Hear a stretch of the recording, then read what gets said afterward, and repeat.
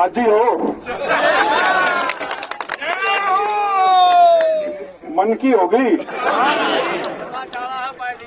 2 अक्टूबर को तो चॉइस आपने कही थी, वह भी पूरी हो गई।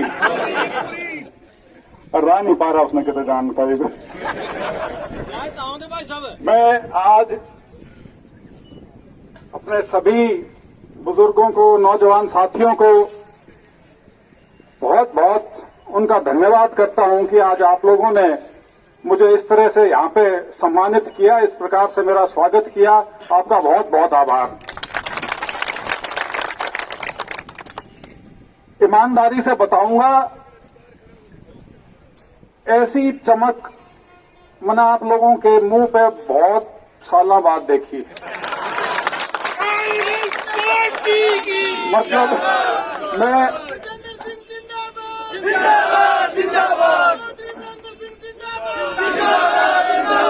जब जिस जवाहरलाल नेहरू ने इस देश की संरचना करी, ये सुनिश्चित किया कि ये देश एक रहे, विभाजित ना हो। ये मैं ये बात इसलिए कह रहा हूं कि आज के दिन नेहरू को एक भद्दा नाम बना दिया इन लोगों ने। और मेरी पूरी शिक्षा दीक्षा जो है उसमें कहीं ऐसा आभास नहीं हो सकता कि उनकी भूमिका को आप कलंकित कर सको। जिस आदमी ने लंबा राज करा हो उसमें आप 36 कमियां निकाल सकते हो, लेकिन ये मत भूलो वो समय कौन सा था। आप नए नए आजाद हुए थे 200 साल की गुलामी के बाद। आपका उस समय ताजा ताजा बंटवारा हुआ था।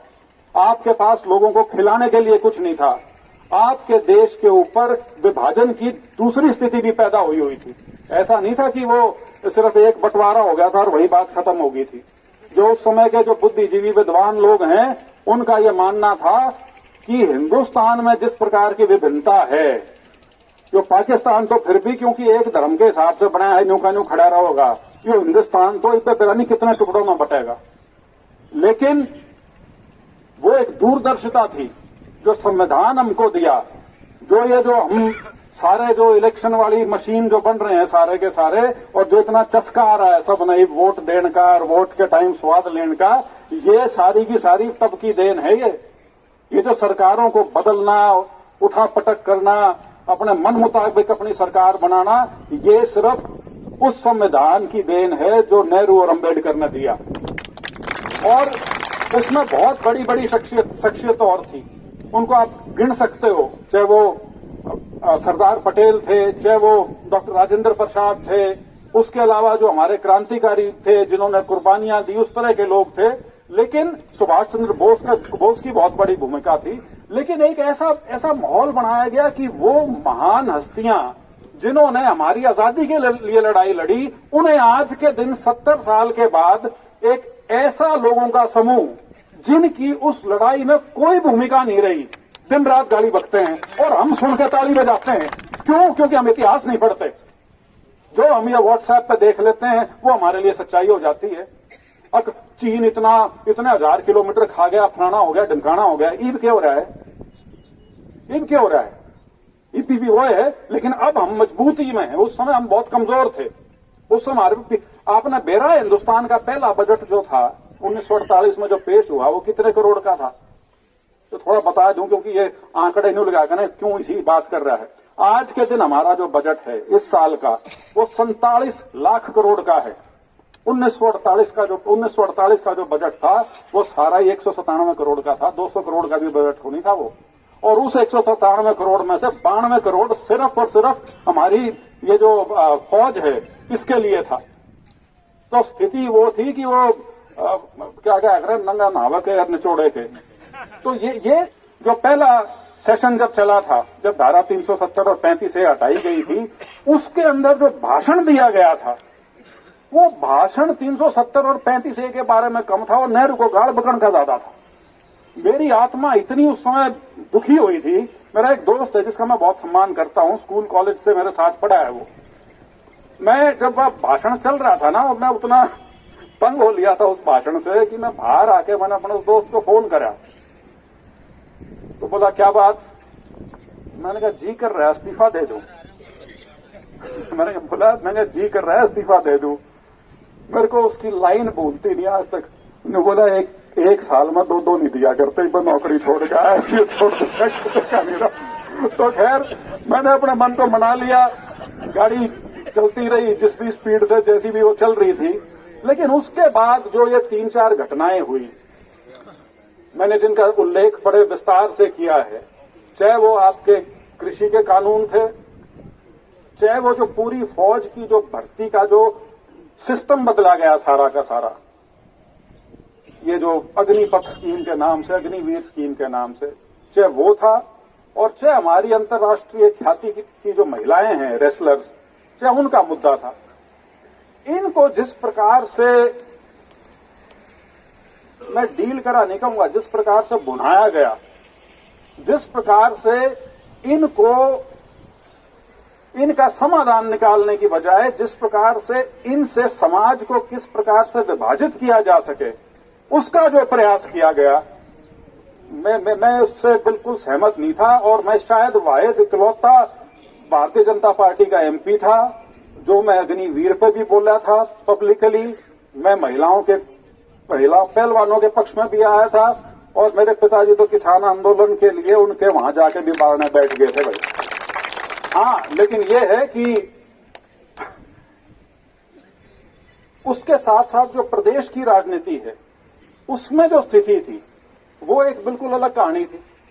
वो मैंने कई बार यहां अपने कॉलेज में ही प्रोग्राम होया था, जब वो समय हमारे प्रभारी भी आए थे भारतीय जनता पार्टी के, तब भी मैंने बात कही थी।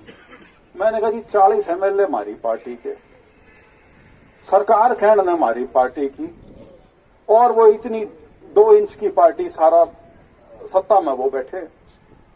लेकिन आज इतनी खुशी है इस बात की कि आपके चेहरे पे तो मैं खुशी देख रहा हूं, जबकि 5 साल हमारा कुछ नहीं होया, और जिनने 5 साल मौज ली है, आज जो उनकी गत बनी हुई है, मतलब उनसे आप किसी व्यक्ति से मिल लो, अगर कोई मुस्कुराता पा जाओ, आपने किसी के चेहरे पे हंसी मिल जाओ या किसी की आंखों में चमक मिल जाओ, मेरा नाम बदल दियो। और फिर ये कहे मैं जब गया तो मेरे को न्यू बोले रोहतक से लड़ ले मैं तो न्यू बोला जी रोहतक रातक छोड़ो, मैंने तो 5100 की पेंशन दे दो। अरे 51,000 डकार रहा है क्या, 5100 करोड़, न्यू 5100 की बात कर रहे हो। मतलब ऐसा होता तो 4.5 साल में कहीं तो तोड़ करता। इतनी भी तोड़ करने की बात वो नहीं कह रहा, न्यू के टिकट को नहीं दी मारते इसलिए छोड़ू हूं। यही नहीं कह रहा कि मैं इनसे नाराज हूं या मैं इस सरकार से परेशान हूं। वो अभी भी शहीद बनने की कोशिश नहीं कर रहा है, क्योंकि उसे पता है कि एक तो उसकी शहादत में कोई मानने नहीं, क्योंकि अब वो फ्रॉड साबित हो चुका है बिल्कुल पूरी तरह से, उसको कोई मानने के लिए तैयार नहीं है। आप सोचो कोई पार्टी जो 4.5 साल सरकार का हिस्सा रही हो, और ऐसा हिस्सा रही हो जिससे बाकी सारे दुखी रहे हों, वो पार्टी आज के दिन ये फैसला नहीं कर पा रही कि तुमने लोकसभा चुनाव लड़ना भी है कि नहीं लड़ना। मतलब कोई राजनीतिक पार्टी, उसकी क्या हैसियत है जो जिनमें चर्चा ये चल रही है कि लोकसभा चुनाव लड़े कि नहीं लड़े। तो किस प्रकार से लोगों के साथ एक राजनीतिक धोखा किया गया था, वो उसका एक परिणाम है। मैं हमेशा दोनों बातों में फर्क करता हूं, भाजपा में और उनमें। भाजपा से आपकी नाराजगी हो सकती है, लेकिन भाजपा जो है वो है, जो है वो है, आपको दिखता है वो क्या है। आप वोट दे रहे हो या नहीं दे रहे, आप अपने अनुसार दे रहे हो उनको जान के कि ये क्या है। लेकिन इन लोगों ने जिस चीज के लिए जिन मुद्दों पे वोट मांगी, वो सारे के सारे 2 दिन के अंदर दत्ता कर दिए, और वो दिमाग के बैठ गए। चलो 15 साल से बाहर थे, वर्कर भी त्रस्त हो रहे थे, दुखी हो रहे थे जी कि मैं दाल पानी का इंतजाम कर दो, बहुत साल हो लिए, तो वहां तक भी बात समझ में आ सकती थी। हमेशा लोगों को यह शंका होती थी कि एनडी है, कोई बड़ा मौका होगा, खासतौर पर किसानों का, मारेगा ठोकर और आ जाएगा दोबारा पब्लिक में। किसान आंदोलन के लिए ऐसे शब्द बीजेपी ने नहीं इस्तेमाल करे जो इनने करे। मतलब किसान और किसान कौम को जो बेइज्जत करने का काम इन्होंने किया है वो किसी ने नहीं किया। और मतलब कमाल है, चलती रही गाड़ी, चलती रही, और आज इस मुहाने पे पहुंचे। खुद का दादा कर दिया जी आपने के छोटे ने। अरे रुक जाओ, किसी और में ले आओगे।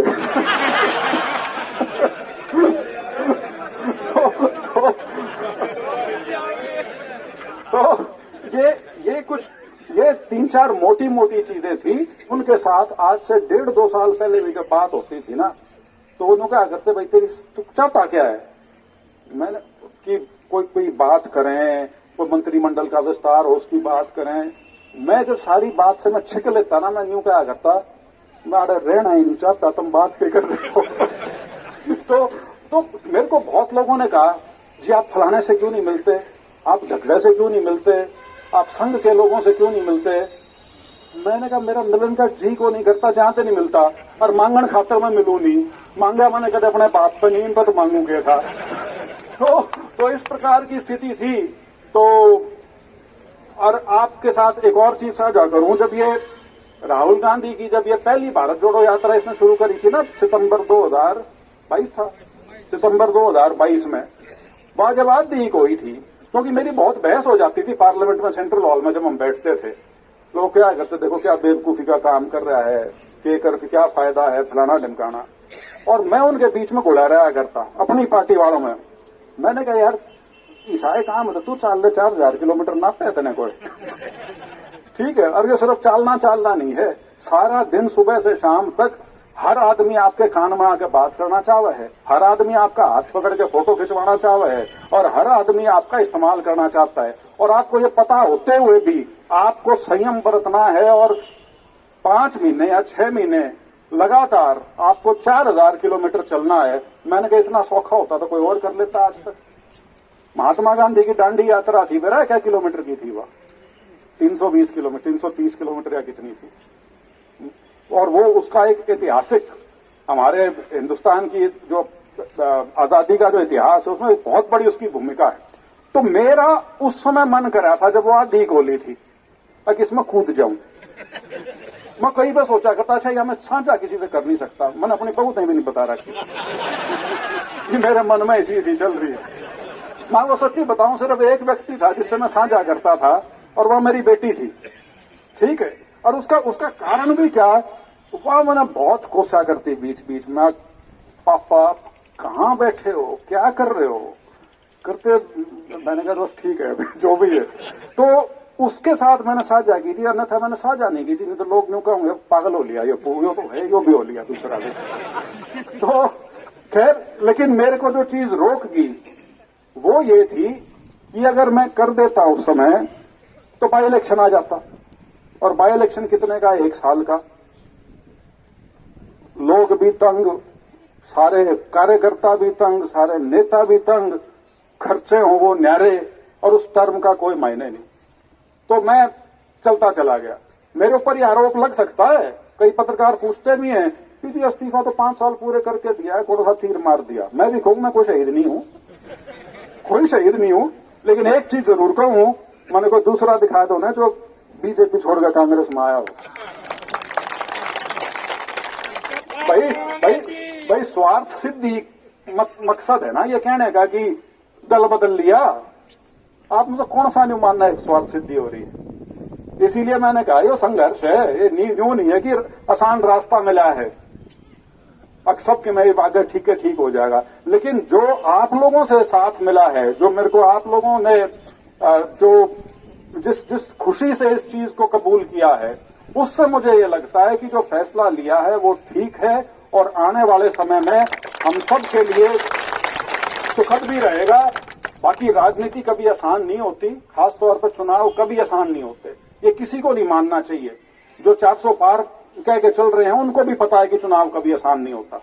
ये 75 पार वाले थे, ये 10 में तो 10 कहा करते, और होया कि 2 दिन पहले पूरी सरकार पड़ गई, मुख्यमंत्री बदल दिया, गठबंधन तोड़ दिया। मेरे तो पत्रकार पूछे जी आप इसके बारे में क्या सोचते हैं। मैंने कहा यार सोचना क्या है, बेचारे नायब सिंह सैनी बढ़िया आदमी हैं, मेरे मित्र हैं, 5 साल मेरे साथ संसद में रहे हैं, जवान आदमी है, बहुत साधारण परिवार से उठ के हरियाणा की सबसे ऊंची कुर्सी पर पहुंचा है। मैंने कहा लेकिन उसकी स्थिति ऐसी है कि अब मैं तो 2 दिन क्या करता है, आज खबर आई नहीं, कल चुनाव का जो वो शेड्यूल है, टाइम टेबल, वो शुरू हो जाएगा और आचार संहिता लग जाएगी, तो मुख्यमंत्री बना ना बना के फायदा है।